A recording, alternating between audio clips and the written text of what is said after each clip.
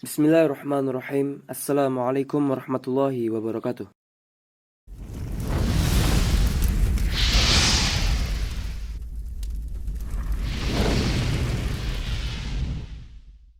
Salat adalah rukun Islam dan tiangnya agama. Salat merupakan lambang keimanan dan syiar dalam mendekatkan diri kepada Allah Subhanahu wa taala. Itulah yang membedakan seorang muslim dengan yang lain. Rasulullah Shallallahu alaihi wasallam bersabda, "Inna bainar rajuli wa bainasyirki wal kufri tarkas salati." Sesungguhnya batas antara seorang dengan syirik dan kufur adalah meninggalkan salat. Man hafadha 'alaiha kanat lahu nuran wa burhanan wa najatan yaumal qiyamati. Siapa saja yang menjaga salat, maka dia akan mendapatkan cahaya, petunjuk dan keselamatan pada hari kiamat. Tetapi ada beberapa kesalahan yang banyak dilakukan oleh orang-orang yang salat yang dapat menyebabkan batal dan rusaknya salat. Nabi Shallallahu alaihi wasallam bersabda, "Man 'amila 'amalan laisa 'alaihi amruna fahuwa raddun." Barang siapa yang melakukan suatu amalan yang bukan berasal dari kami, maka amalan tersebut tertolak. Berkaca pada kondisi sebagian orang-orang yang sholat, kita akan menemukan banyak kesalahan, baik itu dalam wudhu untuk sholat, sebelum sholat, saat sholat, atau bahkan setelah sholat. Beberapa kesalahan wudhu, termasuk banyak orang yang mengira bahwa jika mereka lupa menyebut bismillah saat wudhu, maka mereka harus mengulanginya. Padahal pendapat yang benar adalah ketika seorang lupa membaca basmalah, maka wudhunya tetap sah. Jika dia mengingatnya saat wudhu, maka dia harus membaca basmalah dan dia tidak perlu mengulangi wudhu. Kedua, wudhu lebih dari 3 kali. Sebab Nabi Shallallahu alaihi wasallam melakukan wudhu 3 kali. Beliau bersabda, "Hadzal wudhu, faman zada 'ala hadza faqad asa'a wa dhalama." Beginilah wudhu, maka siapapun yang melebihi ini, maka ia telah melakukan kesalahan dan kezaliman. Ibnu Mubarak rahimahullah ta'ala berkata, "Aku tidak merasa aman. Bisa jadi orang yang mencuci anggota wudhu lebih dari 3 kali, dia akan berdosa." Ibnu Abi Ad-Dunya meriwayatkan dari Al-Hasan, bahwasanya ia berkata, "Setan wudhu itu bernama Al-Walhan. Ia menertawakan manusia dalam berwudhu." Ketiga, di antara kesalahan umum dalam wudhu, juga lengah untuk membasuh tumit. Nabi Shallallahu alaihi wasallam bersabda, "Wailul lil aqabi minan nar marrataini aw thalathan." Celakalah bagi tumit-tumit yang tidak basah akan masuk neraka. Beliau mengulanginya 2 kali atau 3 kali. Imam Nawawi rahimahullah ta'ala berkata tentang sabda Nabi Muhammad sallallahu alaihi wasallam, "Wailul lil aqabi minan nari." Bahwasanya beliau sallallahu alaihi wasallam mengancam orang-orang yang tumitnya tidak basah ketika berwudu dengan neraka karena tanpa adanya suci. Dan jika hanya mengusap, maka sudah cukup. Akan tetapi banyak orang-orang yang sholat lalai dalam hal ini, padahal wudhu tidak sah tanpanya. Demikian pula, termasuk kesalahan adalah pengulangan mengusap kepala. Karena sebagian besar ulama telah sepakat bahwa tidak sunnah mengusap kepala 3 kali. Dan sunnahnya cukup mengusap kepala dengan 1 kali usapan, tidak mengulanginya karena apabila diulang maka akan menjadi dibasuh. Dan yang diperintahkan adalah diusap, karena mengusap dibangun atas sedikit, sementara pengulangan tidak menjadi sedikit. Keempat, tanpa menyeka sela-sela jari. Ini juga termasuk kesalahan, dan ini merupakan perkara yang banyak orang yang lalai terhadapnya. Hal itu termasuk salah satu tata cara wudhu yang sempurna dan lengkap. Mayoritas ulama mengatakan bahwa dalam wudhu disunahkan menyeka sela-sela jari tangan dan kaki sesuai dengan sabda Nabi Shallallahu alaihi wasallam, "Asbi'ul wudhu wa khalil bainal asabi'." Sempurnakanlah wudhu dan sela-selalah antara jari jemari. Kemudian, selain kesalahan dalam berwudhu, juga ada kesalahan yang terjadi sebelum sholat, selama sholat, atau sesudah sholat.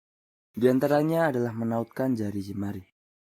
Hal ini dilakukan oleh banyak orang yang sholat, baik dalam perjalanan menuju ke masjid, atau ketika mereka sedang menunggu sholat di masjid, bahkan ketika sedang sholat.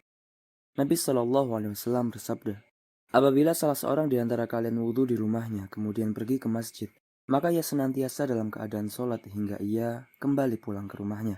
Oleh karena itu, janganlah ia melakukan yang seperti ini." Beliau Shallallahu alaihi wasallam sambil memperagakan dengan menjalinkan atau menautkan jari jemarinya, atau kata lainnya adalah tasbih. Di antara kesalahan lainnya adalah terburu-buru dalam melangkah ketika pergi ke masjid.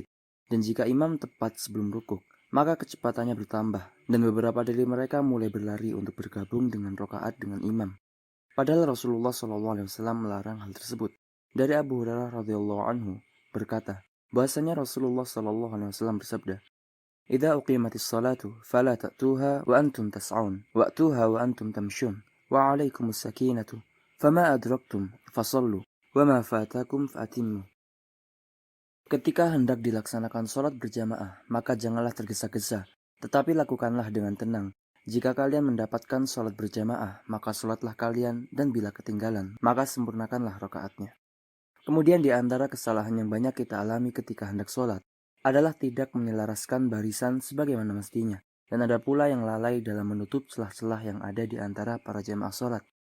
Dari An-Nu'man bin Bashir radhiyallahu anhu berkata bahwasanya Rasulullah SAW bersabda, "La tusawwuna sufufakum aw la yukhallifunallahu baina qulubikum." Kalian akan meratakan saf kalian, atau Allah akan menimpakan perselisihan di antara hati kalian.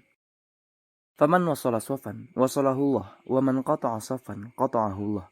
Barang siapa menyambung saf, maka Allah akan menyambungnya dengan rahmatnya, dan barang siapa memutus saf, maka Allah akan memutusnya dari rahmatnya. Kemudian kesalahan yang banyak dilakukan adalah tidak tumakninah atau tenang dalam sholat. Ini adalah salah satu kesalahan yang dapat membatalkan sholat dan membuatnya sia-sia. Mereka tidak tumakninah dalam rukuk dan sujud atau dalam duduknya, melainkan mereka hanya seperti burung yang mematuk dan tidak menyebut nama Allah di dalamnya kecuali sedikit. Tumakninah adalah salah satu rukun sholat. Sholat tidak sah tanpanya. Rasulullah SAW bersabda, "Inna Allah la yanduru yawmal qiyamati ila man la yuqimus sulbah baina ruku'ihi wa sujudihi." Sesungguhnya di hari kiamat, Allah tidak akan memandang orang yang tidak meluruskan tulang sulbinya di antara rukuk dan sujud. Kemudian di antara kesalahan sholat yang merupakan pelanggaran yang besar adalah mendahului imam. Larangan tegas dari Rasulullah SAW bagi orang-orang yang mendahului imam, baik mengangkat kepalanya terlebih dahulu atau rukuk dan sujud sebelum imam. Dari Abu Hurairah radhiyallahu anhu bahwasanya Nabi SAW bersabda, "Amma yakhsha alladhi yarfa'u ra'sahu qabla al-imami an yuhawwilallahu ra'sahu ra'sa himar, aw yaj'alallah suratahu surata himar." Apakah orang yang mengangkat kepalanya sebelum imam tidak takut bahwa Allah akan mengubah kepalanya menjadi kepala himar, atau menjadikan rupanya seperti rupa himar? Himar berartikan keledai. Dan ini merupakan hukuman bagi orang yang melakukan hal tersebut. Hukuman ini menunjukkan bahwa pelanggaran seperti ini adalah salah satu pelanggaran yang paling serius. Dan kesalahan ini diikuti oleh mereka yang menunda atau mengakhirkan mengikuti imam, sehingga mendapati imam telah mulai membaca Al-Fatihah namun dia masih sujud. Beberapa orang masuk masjid ketika imam sedang sujud atau di antara duduk dua sujud dan sejenisnya. Maka dia tetap berdiri menunggu imam sampai imam berdiri. Padahal sunahnya adalah masuk bersamanya dalam bentuk dan keadaan apapun yang imam kerjakan. Rasulullah SAW bersabda, "Idza ji'tum ila sholati wa nahnu sujudun, fasjudu wa la ta'udduha syai'an." Maka sujudlah kalian, namun jangan anggap itu sebagai rakaat.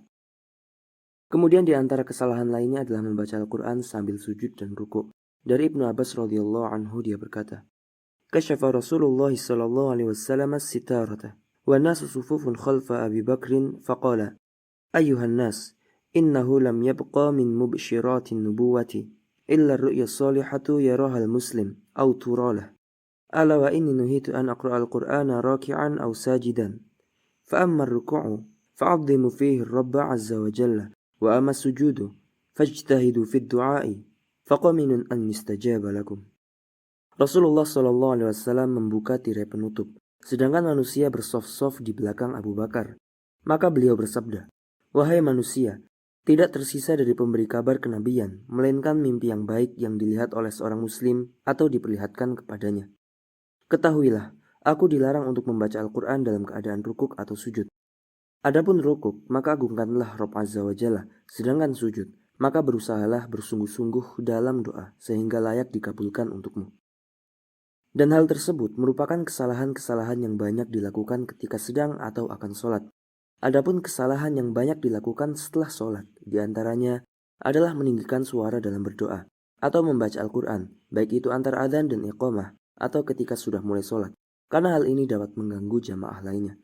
Rasulullah SAW bersabda, "Ala inna kullukum munaju rabbihi, fala yu'adhiyanna ba'dukum ba'dan, wa la yarfa' ba'dukum ala ba'di fil qira'ati."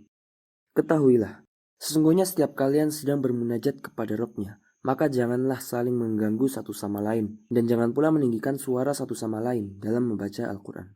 Hadis riwayat Abu Dawud dan Ahmad. Di antara kesalahan lainnya adalah terburu-buru keluar dari masjid setelah imam salam sholat, tanpa membaca dzikir setelah sholat terlebih dahulu. Karena hal ini adalah kesalahan sebab ia telah meninggalkan kebaikan yang banyak. Rasulullah SAW bersabda, "Muqibatu la yukhayyibu qailuhunna, au fa'iluhunna, dabara kulla salatin maktubatin, 33 tasbihah, wa 33 tahmidah, wa 34 takbiratin." Ada beberapa penyerta zikir setelah selesai sholat yang tidak akan merugi bagi yang mengucapkannya atau melakukannya, yaitu bertasbih 33 kali, bertahmid 33 kali, dan bertakbir 34 kali. Akhuna fillah, mengapa terburu-buru? Mengapa banyak dari kita yang melewatkan pahala demi kehidupan yang fana ini? Allahumma inna nas'aluka al-fiqha fid din, wal basirati wal ma'rifati fi ahkamihi wa hukmin. Ya Allah, aku mohon kepadamu pemahaman dalam agama, wawasan dan pengetahuan tentang hukum-hukumnya dan hikmah-hikmahnya. Wallahu ta'ala a'lam wa sallallahu wasallam wa baraka ala sayyidina Muhammad wa ala alihi wa sahbihi ajma'in. Wassalamualaikum warahmatullahi wabarakatuh.